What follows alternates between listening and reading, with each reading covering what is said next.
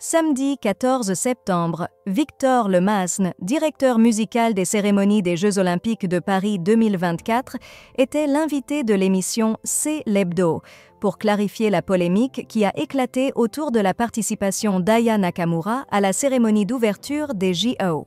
La chanteuse franco-malienne, véritable star mondiale avec plus de 7 milliards de streams, a interprété un medley explosif mêlant ses tubes Pouki et Dja, à un hommage vibrant à Charles Aznavour avec For Me Formidable, en l'honneur du centenaire de la naissance de l'illustre artiste.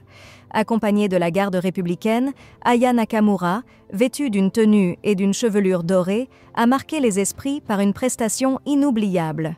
Pourtant, ce moment, unanimement salué après coup, a été précédé par une vive controverse alimentée par l'extrême droite, qui s'est offusquée à l'idée que la chanteuse puisse reprendre un titre d'Édith Piaf lors de la cérémonie. Ces rumeurs, relayées par l'hebdomadaire L'Express, ont suscité une vague de réactions, bien que, selon les organisateurs, il n'ait jamais été question qu'Aya Nakamura interprète une chanson de La Môme. En réalité, la clôture de l'événement était prévue pour Céline Dion sur l'hymne à l'amour. Lors de son intervention sur C'est l'Hebdo, Victor Lemasne a tenu à mettre les choses au clair. En fait, cette polémique s'est lancée alors que nous étions déjà en train de travailler avec Aya Nakamura et Thomas Joly. Jamais il n'a été question qu'elle chante du Piaf. Cette fausse information s'est propagée comme une traînée de poudre. Il a précisé que le plan initial n'avait jamais inclus une chanson de Piaf pour Aya Nakamura, mais que la garde républicaine devait bel et bien l'accompagner depuis le début. Malgré la polémique délirante et nauséabonde, selon Victor Lemasne, Aya Nakamura a fait preuve d'un courage remarquable en maintenant sa participation. « Je respecte énormément Aya Nakamura d'avoir continué.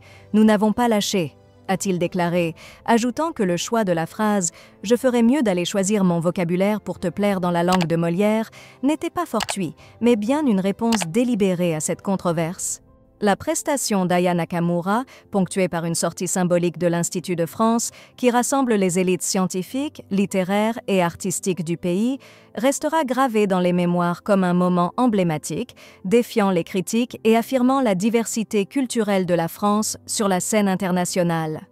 Un symbole fort qui souligne le pouvoir de l'art de transcender les divisions et de rassembler autour d'un événement planétaire.